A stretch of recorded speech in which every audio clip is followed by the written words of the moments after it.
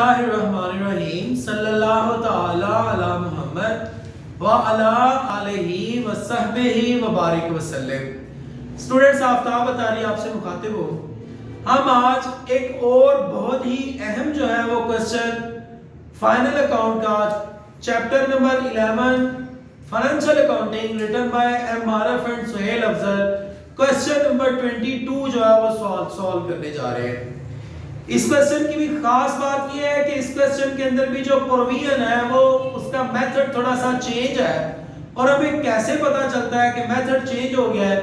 तो याद रखें, जब भी एडजस्टमेंट के अंदर जो है वो आ जाए कि जनाब आप जो प्रोविजन फॉर बैड डेट है वो इंक्रीज करें बाय 5% 10%, लेकिन लफ्ज इंक्रीज बाय हो तो उस वक्त जो है वो क्वेश्चन थोड़ा सा चेंज हो चुका होता है। ये हमारे पास इसकी एक पहचान है। तो देखते हैं जी आप आज के क्वेश्चन में जो है वो क्या क्या चीजें और किस किस तरह से आई। कल वाले क्वेश्चन से थोड़ा सा ये क्वेश्चन चेंज है। मैं क्वेश्चन क्योंकि ऑलरेडी इसको रीड कर चुका हूं, आपके पास बुक मौजूद होगी तो आप जो है वो उसको अच्छे से अंडरस्टैंड करेंगे। तो मैं क्वेश्चन के डायरेक्ट जो है वो सॉल्यूशन की तरफ जाता हूं, लेकिन मेक श्योर कि आप लोगों के पास जो है वो प्रीवियस तमाम लेक्चर्स का रिकॉर्ड मौजूद है, आपने उनको अच्छे से अंडरस्टैंड कर लिया है, पढ़ लिया है। अगर नहीं पढ़ा तो इस वक्त आपके सामने लिंक मौजूद होगा, आप उस लिंक पे क्लिक करके तो प्रीवियस तमाम फाइनल अकाउंट के क्वेश्चंस को आप स्टडी कर सकते हैं। तो मूव करते हैं आज के क्वेश्चन की तरफ। प्रॉपर फॉर्मेट के साथ हमने इस क्वेश्चन को करना होता है। तो जनाब आप फॉर्मेट बनाने के बाद क्वेश्चन का आगाज करेंगे। तो ट्रेडिंग अकाउंट बनाने के लिए हमें सबसे पहले क्या चाहिए? Direct expenses. तो क्या हमारे पास इस सवाल में ओपनिंग स्टॉक मौजूद है? जी। तो जनाब ओपनिंग स्टॉक कितना है? 1,23,000। उसके बाद दूसरे नंबर पे परचेजेस जी 4,08,000। उसके बाद हमें तमाम डायरेक्ट एक्सपेंस बाकी रह गए। Freight inward 9,000। फैक्ट्री रेंट जी 24,000। Productive wages 1,29,000। ये मैन्युफैक्चरिंग वेजेस भी है जी। मैन्युफैक्चरिंग एक्सपेंसेस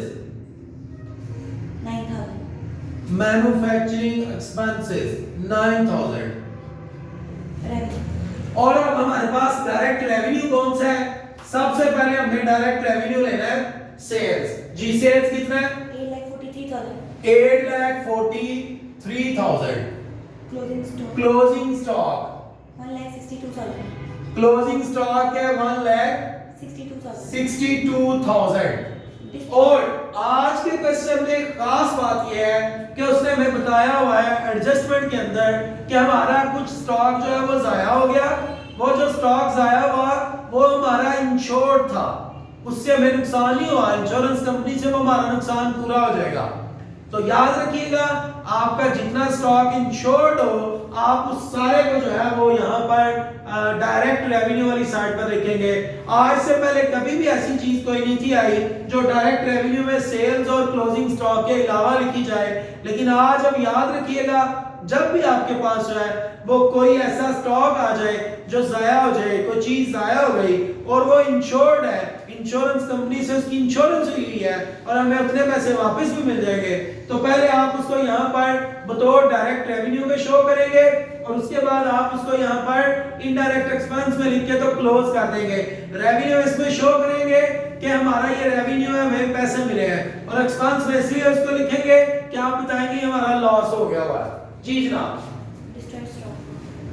कितना? Destroyed stock 60,000। हम इसको लिखेंगे cash receive from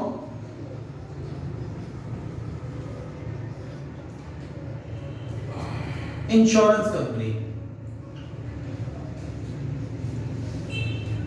insurance company से क्योंकि हमारा नुकसान हुआ था तो वहां से हमें कैश मिला है, लिहाजा आप इसे एसेट साइड पर लिखें जी, और सॉरी रेवेन्यू साइड पर लिखें। कितना? 60,000. 60,000। और अब आप अपना सवाल यहाँ पर ग्रॉस प्रॉफिट मुकम्मल करके तो जब इंडायरेक्ट एक्सपेंस लिखेंगे उस वक्त आप इसको यहाँ पर क्लोज भी कर देंगे जी। 10,65,000. 10,65,000, 10,65,000 माइनस किया तो 3,63,000. 3,63,000। इसको हम बोलेंगे ये हमारा ग्रॉस प्रॉफिट है। स्पेलिंग आप स्टूडेंट्स वहां पूरे लिखेंगे, कैरी डाउन, और यहां पर अगेन आप उसको उठा के लिखेंगे कि हमारा ग्रॉस प्रॉफिट जो है वो, क्योंकि क्रेडिट बैलेंस होता है, तो यहां पर जनाब ग्रॉस प्रॉफिट ब्रॉट डाउन 3,63,000 जी बेटा। Printing and stationery. अब तमाम indirect expense, printing and stationery Adjustment. जी, कितने अमाउंट? 10,200. 10,200। एडजस्टमेंट में उसने कहा था कि कुछ प्रिंटिंग एंड स्टेशनरी वो है जो इस्तेमाल नहीं हुई, तो वो यहां से माइनस कर दें, माइनस अनयूज्ड स्टेशनरी, वो कितनी है जी? 1,800. 1,800। आंसर 8,400. 8,400। और Salaries. Salary 96,000. 96,000। Insurance. Insurance 7,200. 7,200। Office rent. Office rent 12,000. 12,000। Trade expenses. Trade expenses 32,400. 32,400। Depreciation of machinery. Depreciation on machinery, depreciation on machinery. भाई मशीन के ऊपर आपने डेप्रिसिएशन लेनी है। मशीन कितने की है? 1,68,000. 1,68,000 के ऊपर कितने परसेंट? 5%. 5%। आंसर 8,400. 8,400 रुपीज हमारी डेप्रिसिएशन जी। Depreciation on furniture. Depreciation on furniture, furniture कितने का? 60,000. 60,000 के ऊपर कितने परसेंट? 10%. 10%। आंसर 6,000. 6,000। और जी, Destroyed stock.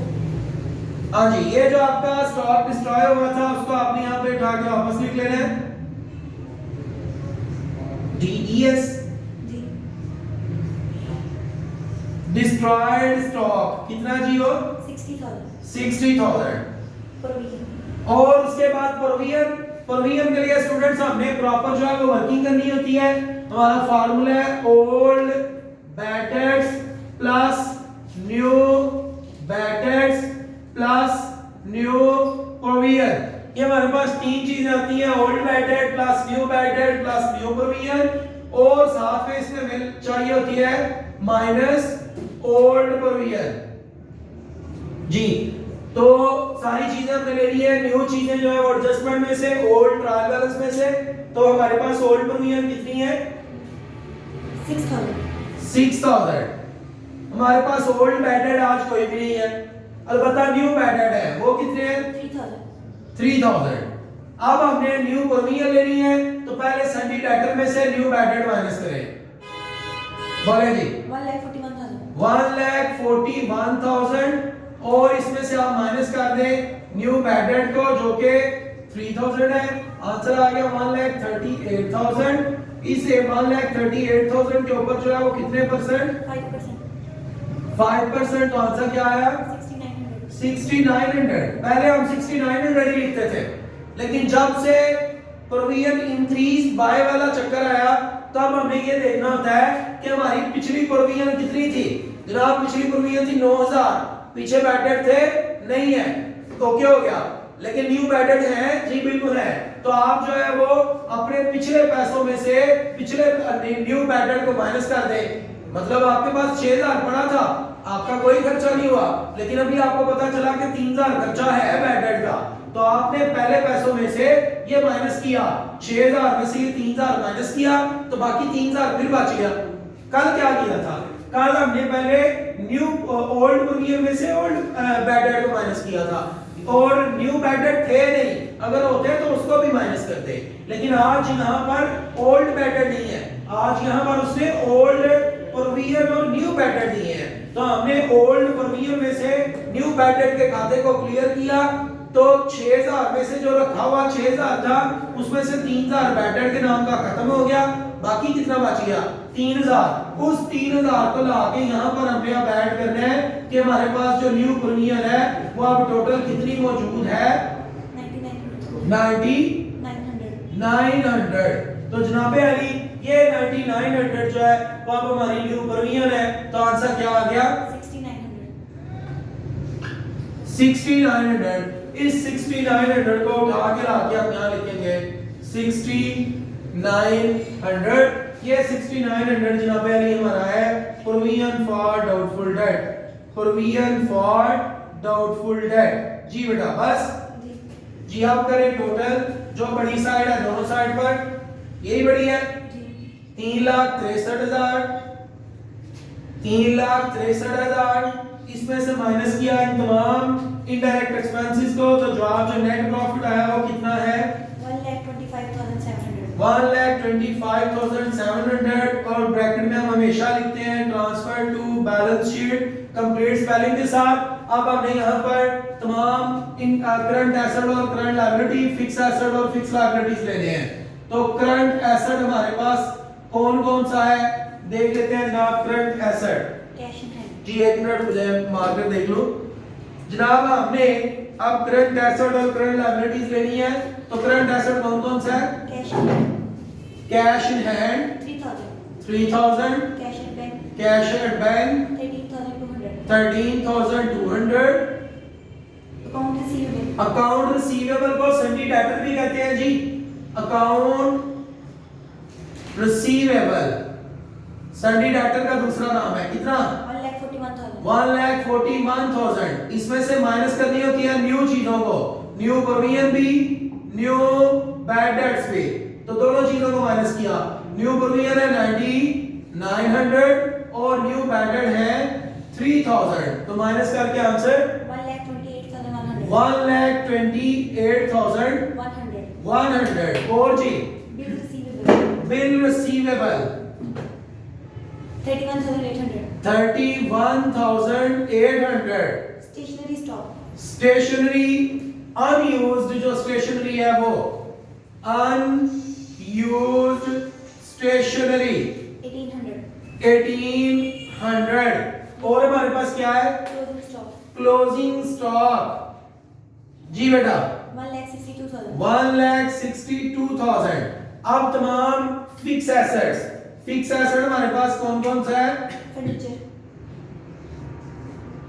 फिक्स एसेट्स जी।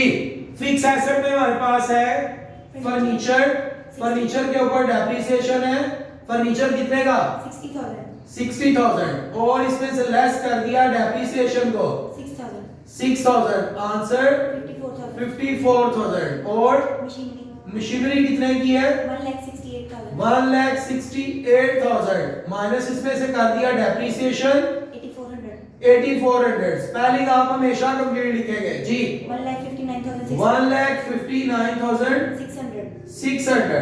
बस जी अब आगे करंट लायबिलिटी, करंट लायबिलिटी जी। करंट लायबिलिटी में हमारे पास अकाउंट पेएबल या सन्ड्री क्रेडिटर इसका दूसरा नाम है 85,800। Bill payable 25,200। और हमारे पास जनाब फिक्स लायबिलिटीज हैं, फिक्स लायबिलिटीज या इसको नॉन करंट लायबिलिटीज भी कहते हैं, स्पेलिंग कंप्लीट लिखेंगे जी। कैपिटल 3,60,000, इसमें ऐड करेंगे नेट प्रॉफिट, नेट प्रॉफिट है 1,25,700 और मजीद कुछ है माइनस करने को ड्राइंग माइनस करेंगे जी 43,200। बस बेटा तो आंसर क्या आ गया 4,42,500। ये स्टूडेंट्स हमारी टोटल बैलेंस शीट थी, दोनों साइड आप इसकी टोटल करें इंशाल्लाह उम्मीद है दोनों इक्वल होंगी। आपको आज के क्वेश्चन में जो नई चीज सीखने को मिली वो है कि अगर हमारा कुछ लॉस हो जाए और वो लॉस है वो इंश्योर्ड हो तो पहले इसको डायरेक्ट रेवेन्यू में शो करेंगे, फिर उसको जो है हम इनडायरेक्ट एक्सपेंस में शो करेंगे। दो उसकी वर्ड एडजस्टमेंट हो गई, उसके जो इफेक्ट्स हैं, और साथ में जब भी प्रोविजन इंक्रीज बाय आए तो हमने जो है वो किस तरह से हमें निकाल के प्रोविजन को, तो उसमें पुरानी प्रोविजन जो बच गई हो उसको ऐड करके तो फिर लिखना होता है। Keep watching Aftab Attari official.